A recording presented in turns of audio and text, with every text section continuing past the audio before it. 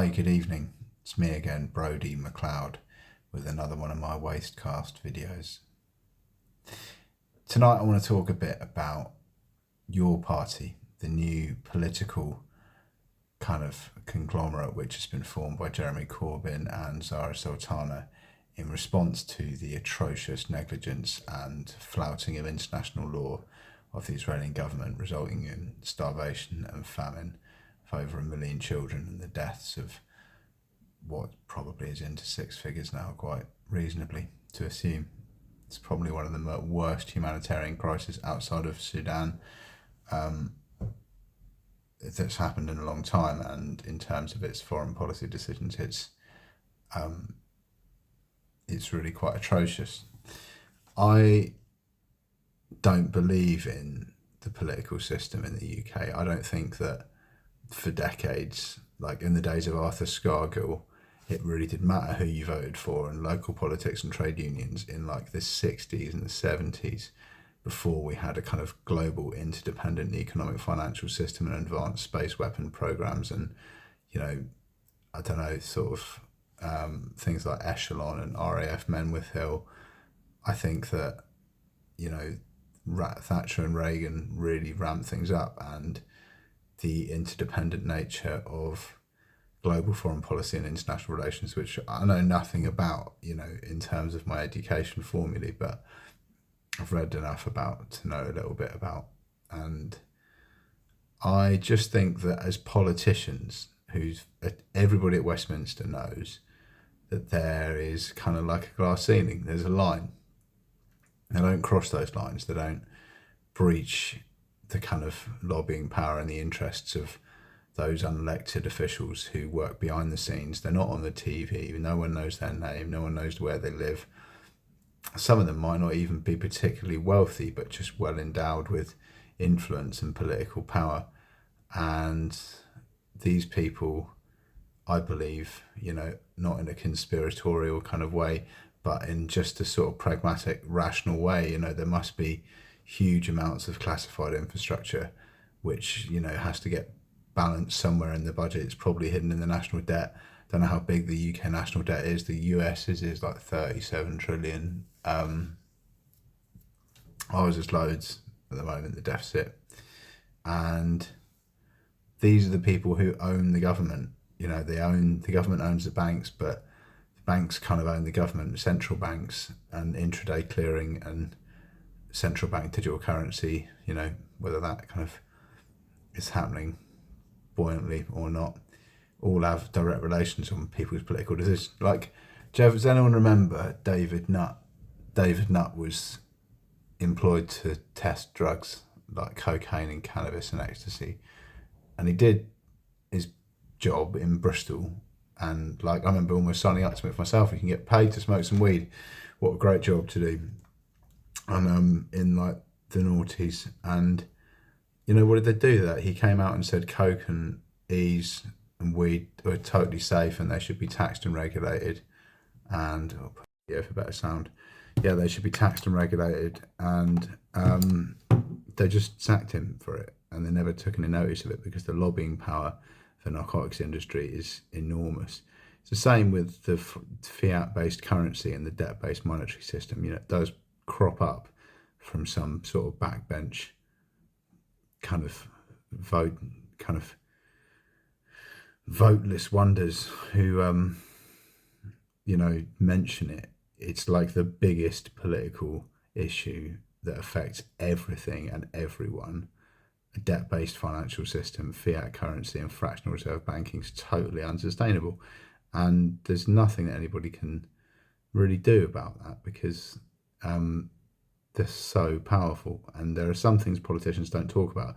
I think that Jeremy Corbyn and Zara Sultana are actually quite cruelly offering. They've signed up 400,000 people already, and obviously everybody's chomping at the bit, going, "Yes, we don't want to be, under Keir Starmer's government anymore. Like, he's a genocidal, warmongering maniac, and he's not respecting international law or resolution, and he's providing covert surveillance and reconnaissance and munitions to an illegal occupation, which has been ruled as apartheid, and will be ruled as genocide after a long series of trials. But it has to take. It's going to take ages, basically. And there's a fucking alarm going off. That's all right. So yeah, I just don't think. I mean, they're both people who have been sat on those green sofas. Anyone sat on those green sofas. It's like the Houses of Parliament is a TV channel. You can get it on Sky. It is a TV show. These people who stand up and read from pieces of paper are given their narrative and their directives, I believe, by much more powerful, hegemonic and influential figures who aren't in any way democratically elected. Nobody knows who they are. They live, in an autocracy. And what they're trying to do with this new party is sort of stifle dissent, because people are going to start to be, there's a point where you get, millions of people protesting. They need to kind of like put the dampers on it a little bit and try to sort of kind of mitigate a riot and an uprising, where, there's only, once you get like 4 million people descending on London, that's not really a manageable amount of people. And that's kind of how many people who, there's outside of Downing Street the last couple of days, it's just been absolutely kind of incredible numbers of people, all protesting for the same thing. I saw George Monbiot and some people got away in Totnes today, I think, with holding some Palestine Action banners saying I oppose genocide, support Palestine Action, and they didn't get arrested. So that was a bit of a milestone. And there's somebody calling for a UN human rights chief calling for the United Kingdom to de-prescribe Palestine Action. Good luck with that. I hope that works. Not that I necessarily support their methods. I think it's about getting people's attention, not necessarily damaging military assets that we might need to keep us safe, but that are being used for illegal wars. So, what do I know? But I just think that if they would, it's like if they were going to do it, if they were going to try and challenge Israel, they would have done it 10 years ago, or 15 years ago, or 20 years ago. They've broken like scores of United Nations resolutions and laws on, sorry, I heard the footsteps creaking up the door then to come and do my observations. They looked through the window just to make sure that I'm still alive. Sadly I am. And I just think it's like for a politician to sort of offer this solution of change, it's kind of very Barack Obama. It's just like they're just peddling change. They're kind of offering, they're trying to claim that if they sort of like reconvene and provide a kind of socialism 2.0, they're going to get results. And it's like the parliamentarians, they have no power. These people don't run the country. They're just characters on the TV who read stuff on green upholstered sofas and the building built on a mass grave in Westminster, where they've, for hundreds of years made political decisions and run the country, but they don't anymore.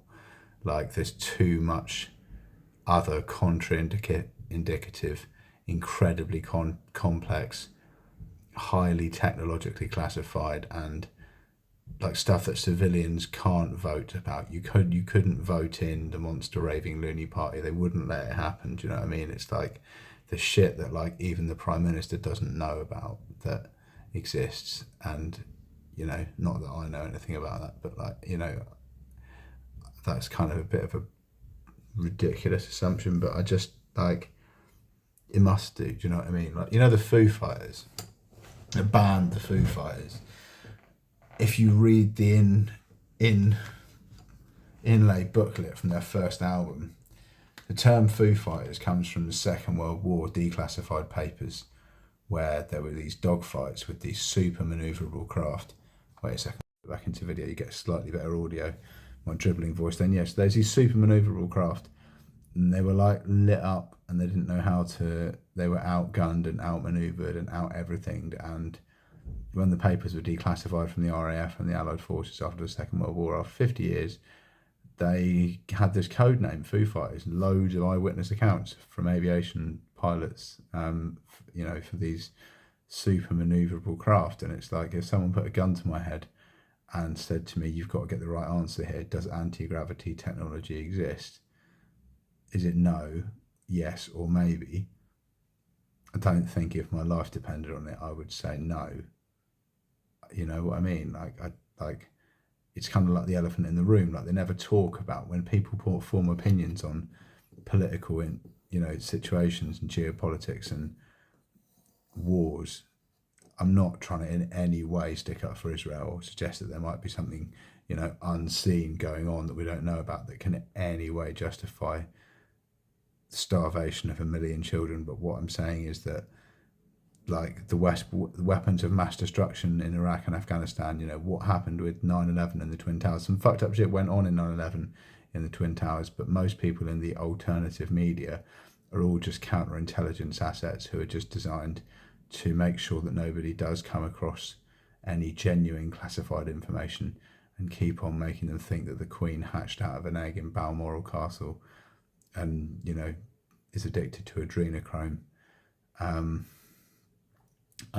like, I don't, I read all David Icke's books. I read about, I read about like 10 of them in my 20s, and like, they're really good if you're a wide-eyed, naive, conspiratorial thinker, but it's like a bit of it will be true and a bit of it bullshit. And it's like stuff he talks about kind of, I just saw a video, I really want to watch it, on James English's channel. There's an NHS whistleblower who's saying that the NHS is a cult. Apparently it's going to go live on James English's YouTube channel on Monday night. I just saw a trailer for it on Instagram, so watch that. This woman's like a whistleblower. She's talking about child sex trafficking and other stuff, and NHS involvement in that, which, I think is pretty slanderous and libelous. My mum was an NHS nursing student. I don't think she was a paedophile, but I have seen the dark side of, like, NHS staff and institutions and facilities, and you would not believe if I told you, and I'd get arrested and, censored, defamed if I did try and tell you. But yeah, there is, scandalous things that go on in hospitals run by NHS. This hospital is funded by NHS, and I dare say there's been a few scandals in my life and in my treatment and involving my family members. I suspect. I don't believe, but I suspect. Anyway, I just don't think that if they were going to do something about Israel, they would have done it 15 years ago, 10 years ago, 5 years ago. The power of any parliamentarian to stand up against the hegemony of international financial interests and behemoths of conglomerate political influence and power who control incredibly important installations that none of us know anything about. It's just beyond question. And it's like, people never seem to, they get very opinionated and worked up. What nobody seems to be doing is like appreciating their ignorance. Like, do you think that there's classified shit? Do you reckon there's secret space weapons that, on balance, do you think there is? Like, yeah, I think if you ask yourself, do you reckon there's stuff that's like advanced technology we know nothing about that's really important? Like, yeah, I reckon there probably is. I reckon there's probably stuff to like stop us getting hit by massive bits of ice floating through space. And I reckon there's probably, subterranean maglev trains that travel in vacuum tubes. And I reckon there's probably, a whole fleet of, nuclear armaments that are vitally important, sort of. I mean, as much as I disagree with them, like, I respect the integrity of nuclear armaments. It's a bit of a controversial thing to say, but I do. Do you know what I mean? I think that they're there for a reason. They're very important. It's very dangerous for them to get exposed. But I just, like, people don't seem to appreciate their ignorance. They get really worked up with geopolitical stuff. There's some stuff that's just not on Google. Do you know what I mean? Like, you can't get all your intel from vlogs. The Foreign Office an SIS and like the Home Office and the Civil Service don't get their information from Google. You know, there's some stuff that isn't on Google. It's not in the Sunday Times or Private Eye or fucking Press TV, Russia Today. It's like, it's secret shit and it costs loads of money, some of it. And it's like, they can't tell anybody about it because it's all really dangerous and high tech. And I'm not sort of like trying to mitigate the suffering of Gazans by suggesting that there might be more to it than meets the eye for a nanosecond. What I'm saying is that this new political party, I think, is cruelly just there to stifle dissent, you know, providing another option because they recognise that people are going to rise up against our current government and they need some sort of Pied Piper to lead them off into this merry dance of revolution, you know, that doesn't really exist. And it's like, I don't think that Jeremy Corbyn or Zara Sultana are unbiased, uncorrupted, autonomous people. You know, I believe they've probably got good intentions, and I respect their points of view massively, the impetus behind it. But they know themselves that there's nothing they can do as parliamentarians. It's like legalising drugs, you know. They could legalise coke and heroin tomorrow, and everyone thinks they should. Like prostitution, 80% of it is funded by crack and gear. Do you know what I mean? Most knife and gun crime is drug related. You know, if you're addicted to Crunchy Nut cornflakes, you have to have 5 bowls a day. You haven't got to go and sleep with some fat, disgusting cretin to get your fix. Do you know what I mean? You can just go down the shop and buy yourself some Crunchy Nut cornflakes for £5. You know, coke costs less to produce per kilo than raw cane sugar. It's like a worthless agricultural product. So is opium, so is fucking heroin. It's just cheap shit. You know, a bag of weed is no more valuable than a fucking tea bag. You could give out bags of weed on the pub fucking bar for 3 grams of weed. Do you know what I mean? It can be grown for fuck all, like, and it doesn't have an intrinsic value at all, really. It's just a agricultural product like oregano or fucking sage. You know, it's like, it's not. I mean, I suppose oregano and sage is quite expensive in Sainsbury's these days, but you know what I'm saying. I mean, here's some Gemini shit for you to read through. I'm not going to talk about state-sponsored paedophile rings or, like, you know, vicious abuse of my family or murder or anything really controversial today.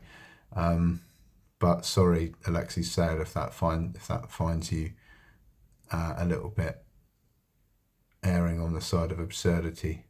But I can't really, mate, because I'll just get nicked and have my phone confiscated, so I can't talk about any of that shit, unfortunately. So Israel, right? Israel. How many times has Israel broken a United Nations resolution or recognised law since its foundation? Gemini said it's challenging to provide an exact universally agreed upon number of times Israel has broken or violated United Nations resolutions or recognised international law since its foundation in 1948. Here's why that can be. Here's why and what can be stated. Key points. Numerous resolutions. The UN has passed a significant number of resolutions concerning Israel and the Israel-Palestinian conflict. As of January 2010, the United Nations Security Council alone had adopted 79 resolutions directly related to the Arab-Israeli conflict. The General Assembly has passed over 100 resolutions condemning Israeli actions and policies. They've all been ignored. Binding versus non-binding. Security Council resolutions. Resolutions passed by the UN Security Council are legally binding under international law, Article 25 of the United Nations Charter. General Assembly resolutions. Resolutions passed by the UN General Assembly generally considered non-binding recommendations, though they carry significant political and moral weight.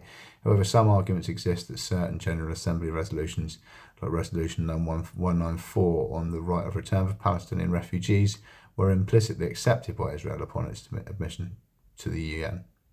Allegations of violations. Various sources, including human rights organisations, pro-Palestinian groups and even some United Nations bodies, assert that Israel has repeatedly violated numerous UN Security Council and General Assembly resolutions, as well as aspects of international law, such as the Fourth Geneva Convention, particularly regarding settlements in occupied territories. For example, sources indicate that Israel is currently in breach of or has been the subject of over 30 United Nations Security Council resolutions directed at it alone for violations it has not remedied.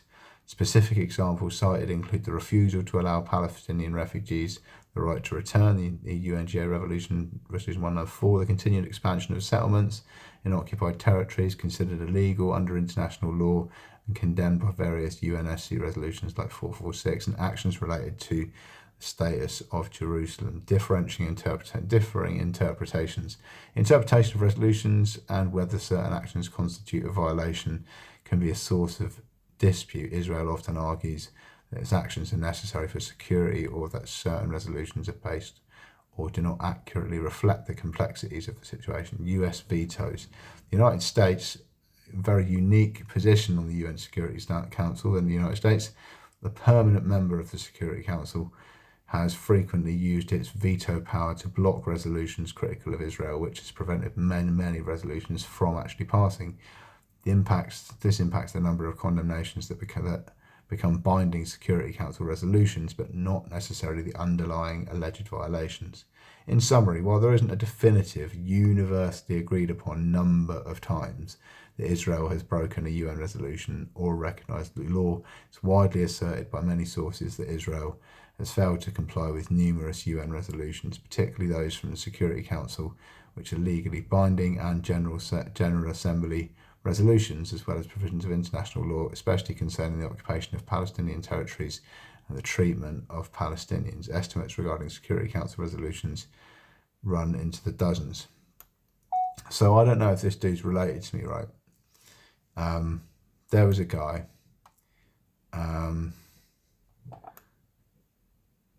Ian Norman MacLeod. It'll take me ages to type it because I'm old, senile. Ian Norman MacLeod. There he is, former Chancellor of the Exchequer in the 70s. Wikipedia page. He was a very successful Tory politician.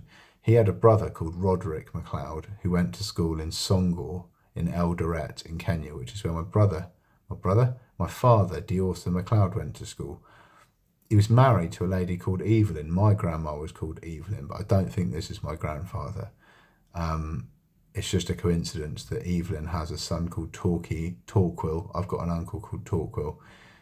It's all a bit confusing, but he was the Shadow Chancellor of the Exchequer, Leader of the House of Commons, Chancellor of the Duchy of Lancaster, Chairman of the Conservative Party, Secretary of State for the Colonies, Minister for Labour and National Service, Minister of Health, Member of Parliament to start with. Basically, this dude, maybe it will say about it in here. I don't think it does. I watched a documentary about him, and let's see if we can do a find him page.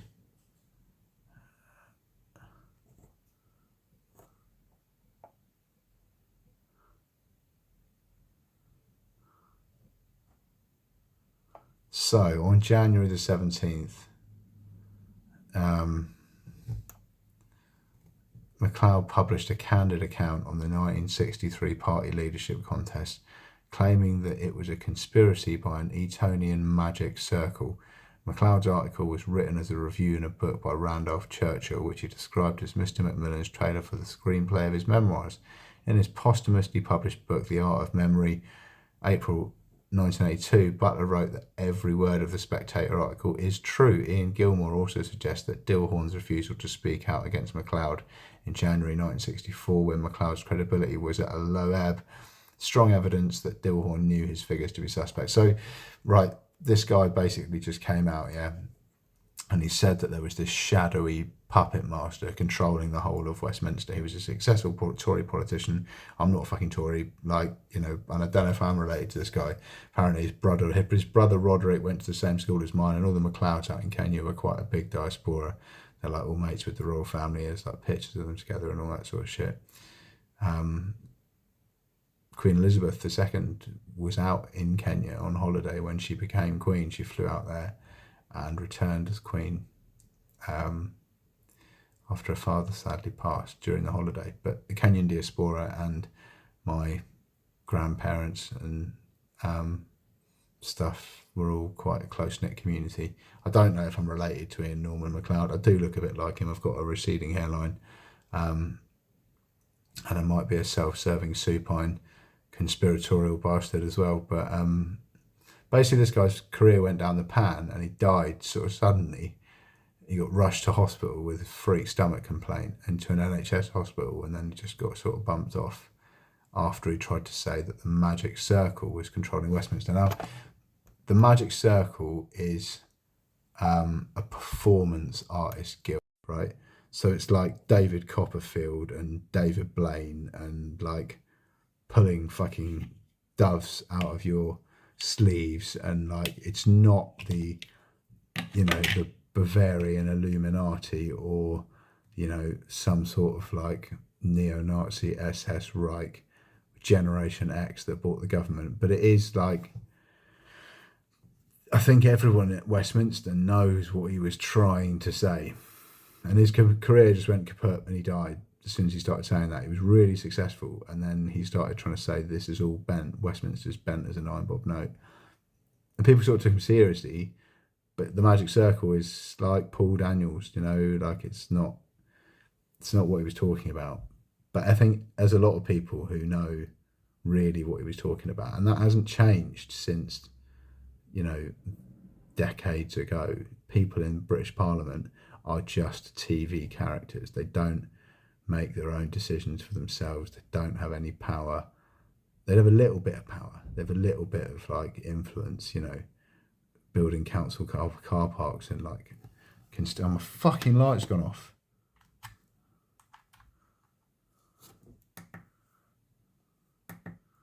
Why has my light gone off? You fucking miserable shit. There, 0% battery. Look at that. I'll plug it in. I'll plug it in over the other side. Let's go for a little jaunt across my bedroom, shall we, Wastecasters? Go for a little jaunt. A little soiree for my 30-minute video about political corruption. And basically what I'm saying is, more than anything, is that I don't think this Zara Sultana Jeremy Corbyn party is really legit. I think they're just trying to pacify the masses by offering change.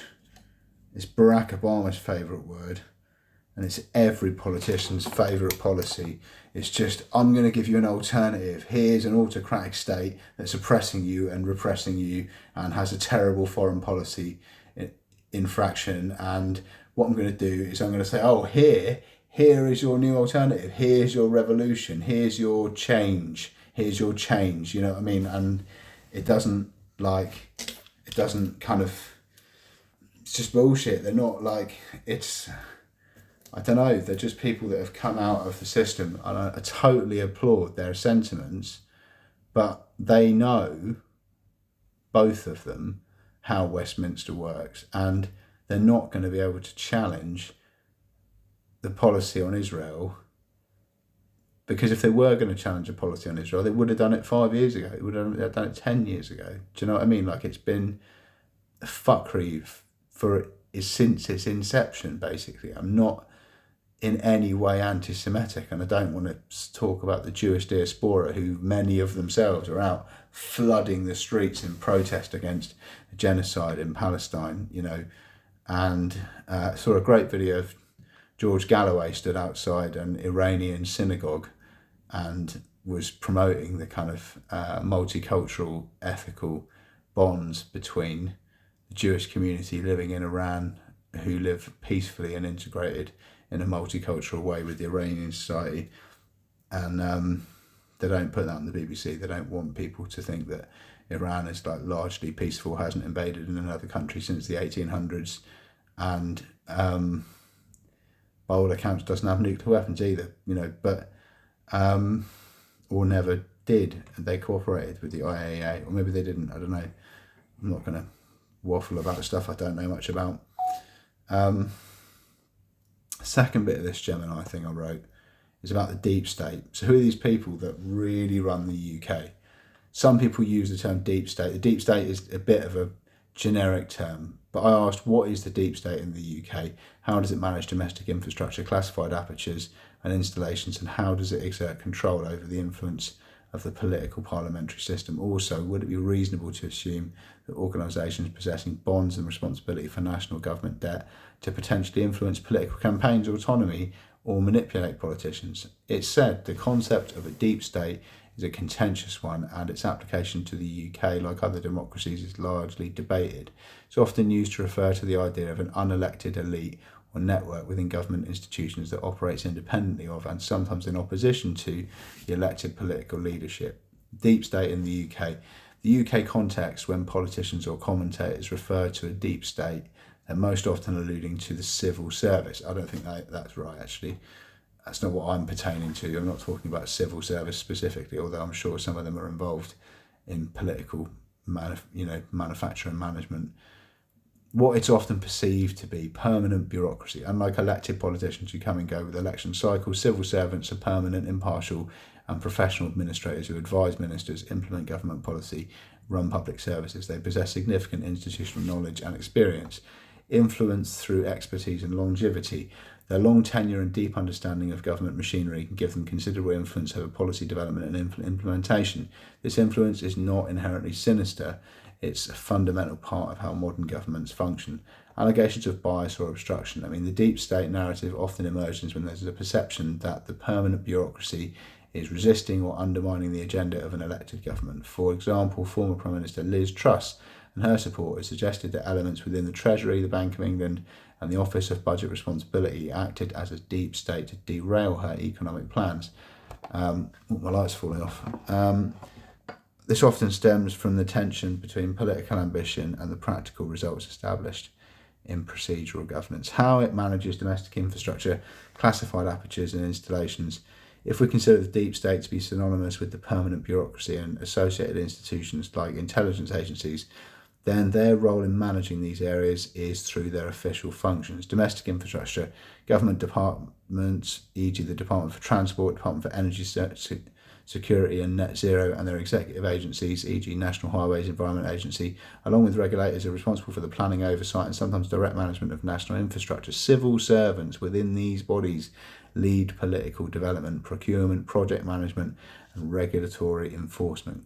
Classified apertures and installations. This largely falls under the purview, I haven't heard that word before, sounds a bit like pervert, doesn't it? The purview of the UK's intelligence and security agencies, MI5, MI6 and GCHQ and the MOD. These agencies operate with a high degree of secrecy due to the sensitive nature of their work, national security. While they ultimately report to ministers, their day-to-day operations and the management of their installations and classified information are handled by their permanent staff.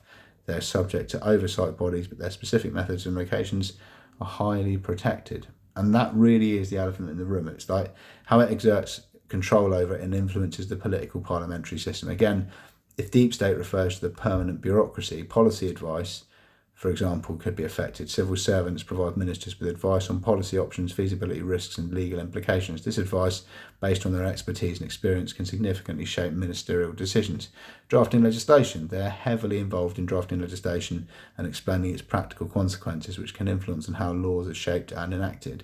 Information control. They control the flow of official information, data analysis, which can impact ministerial understanding and public discourse on issues.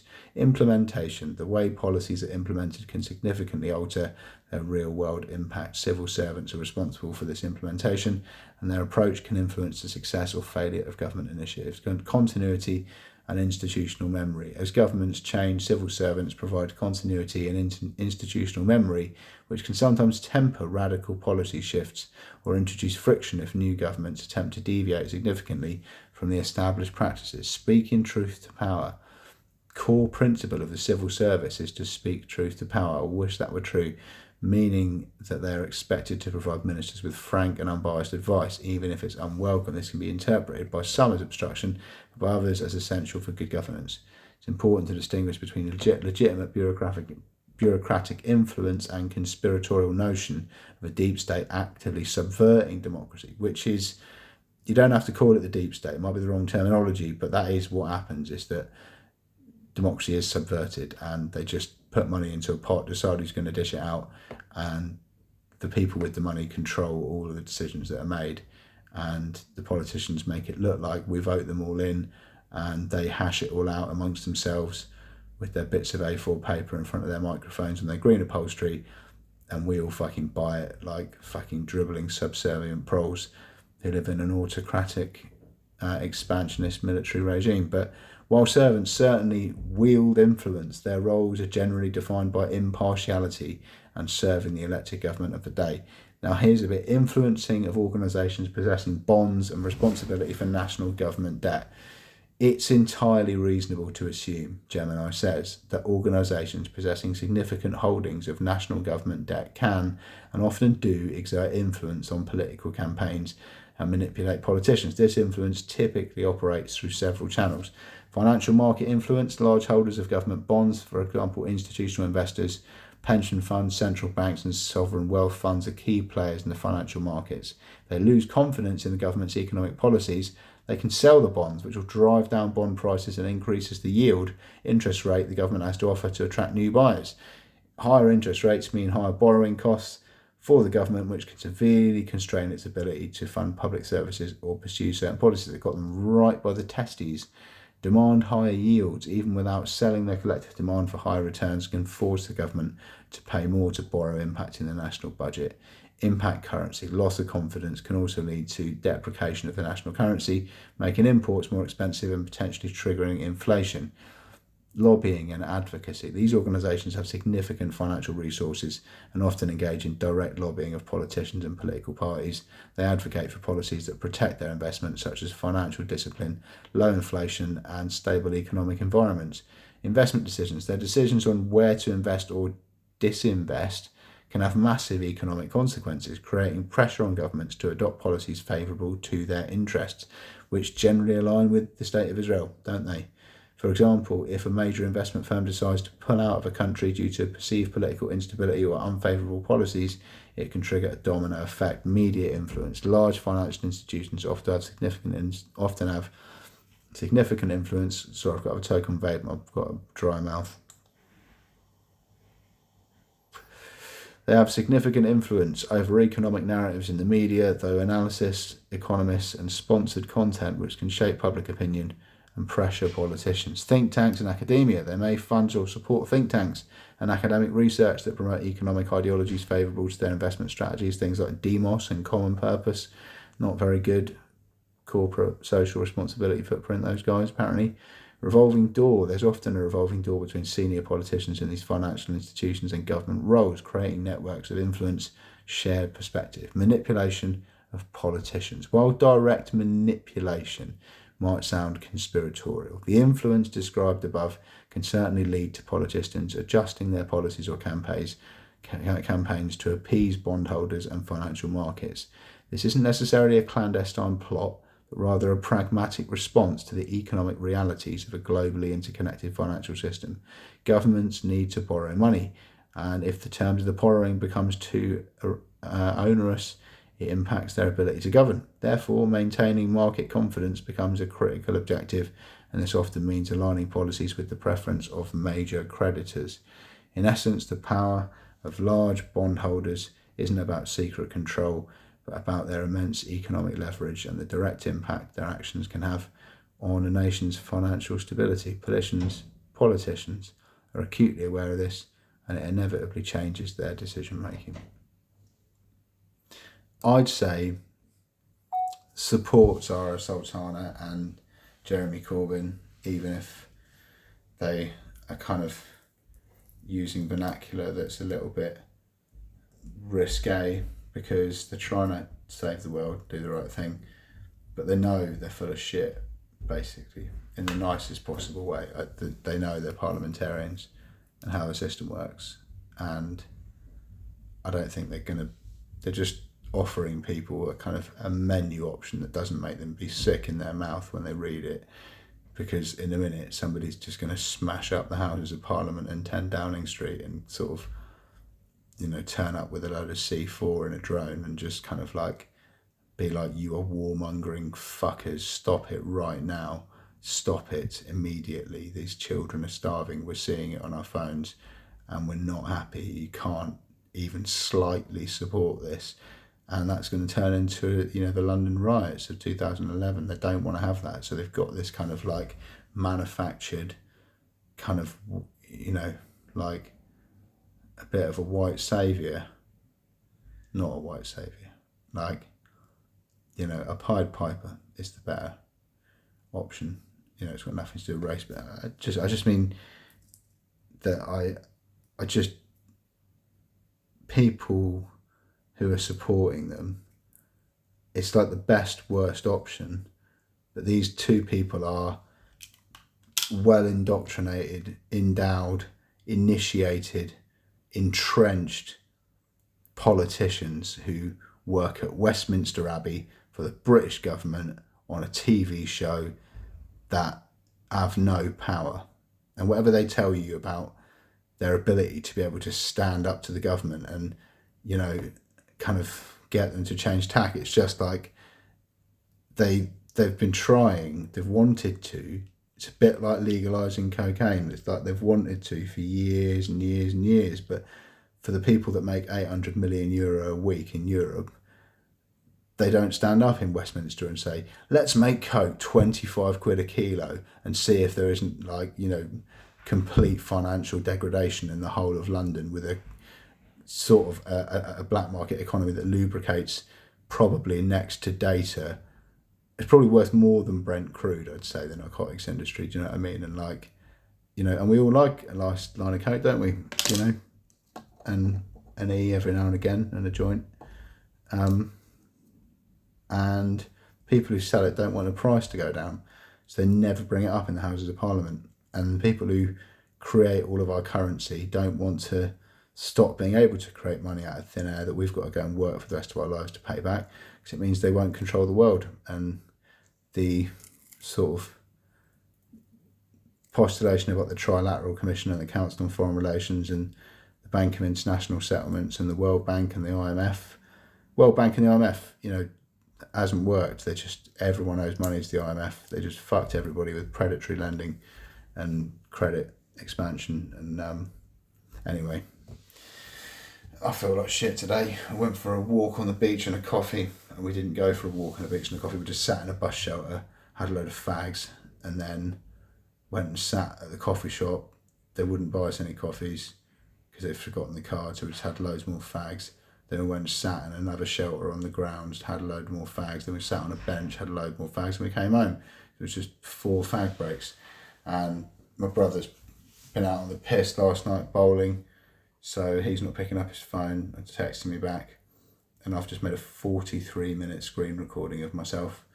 So with that bombshell, I'm going to bid you good night, all the best, and support their party, but just know that they're probably knowingly just trying to pacify the populace by presenting themselves as a viable alternative that's going to affect real change, when they know, in truth, they are powerless to do anything as parliamentarians against the rich and powerful hegemonic forces which control our society at its core and have done for a long time. Follow the money and you'll probably find the culprits.